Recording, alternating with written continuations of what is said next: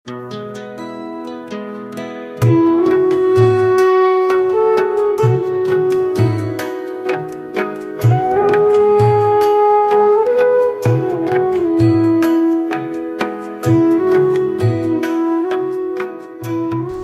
दोस्तों, स्वागत है आपका हमारे चैनल पर, जहां हम महत्वपूर्ण विषयों पर चर्चा करते हैं। आज का विषय है भाषा, जो हमारे विचारों, चिंतन, संप्रेषण और सामाजिक निमंत्रण का मुख्य साधन है। आइए हम समझते हैं कि भाषा का विकास कैसे हुआ और इसके विभिन्न चरणों को जानते हैं। भाषा यानी लैंग्वेज के विकास को हम 3 चरणों में देख सकते हैं। प्रथम चरण में विद्वानों ने भाषा की उत्पत्ति के बारे में संकल्पना प्रस्तुत की है। प्राचीन काल में लोग वस्तुओं के बोध के लिए चित्रों और प्रतीकों का सहारा लेते थे।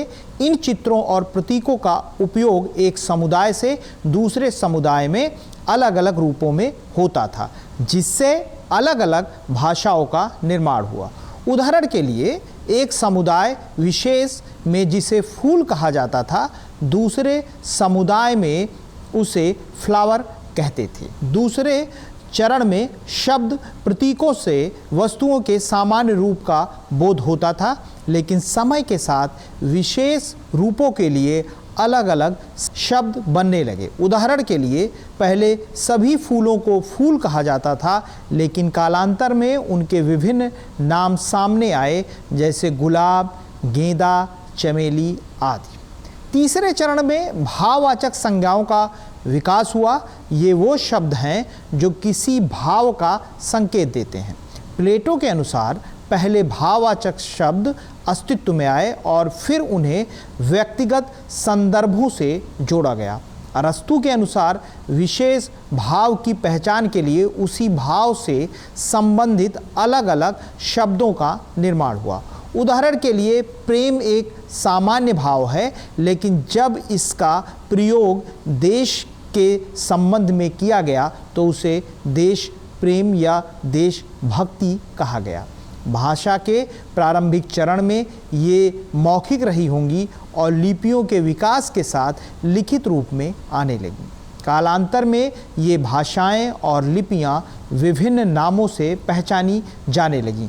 आज हमारे भूमंडल में लगभग 3000 भाषाएं बोली जाती हैं, जिनमें से कई आपस में पारिवारिक रूप से जुड़ी हुई हैं।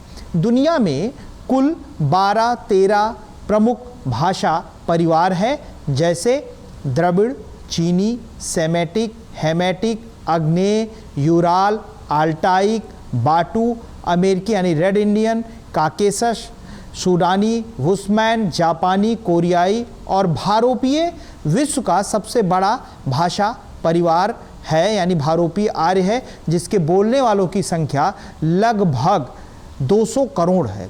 आर्य भाषाओं के 2 वर्ग हैं: यूरोपीय आर्य भाषाएं, भारत ईरानी आर्य भाषाएं।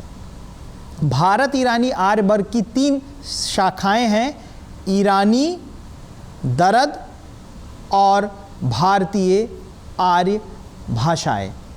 तो दोस्तों, ये थी भाषा के विकास की संक्षिप्त कहानी, भाग 1। भाषा न केवल हमारे विचारों और भावनाओं को व्यक्त करने का साधन है, बल्कि यह समाज में संप्रेषण और सामाजिक निमंत्रण का भी एक महत्वपूर्ण साधन है। अगर आपको यह वीडियो पसंद आई हो तो इसे लाइक और शेयर करें और हमारे चैनल को सब्सक्राइब करना ना भूलें। दोस्तों, अभी जो मैं बात कर रहा हूँ वो हिस्ट्री ऑफ मीडिया के तहत सारी बातें मैं आपसे कर रहा हूँ, जिसमें हम धीरे धीरे जान रहे हैं कि कैसे लैंग्वेज का विकास हुआ। ये लैंग्वेज के विकास का भाग 1 था और भाग 2 में हम पूरा लैंग्वेज का विकास आपको बताएंगे, यानी भाषा का विकास बताएंगे। उसके बाद हिस्ट्री ऑफ मीडिया में हम लिपियों के विकास के बारे में बात करेंगे। तो दोस्तों, फिर मिलते हैं भाषा के विकास के दूसरे भाग में। तब तक के लिए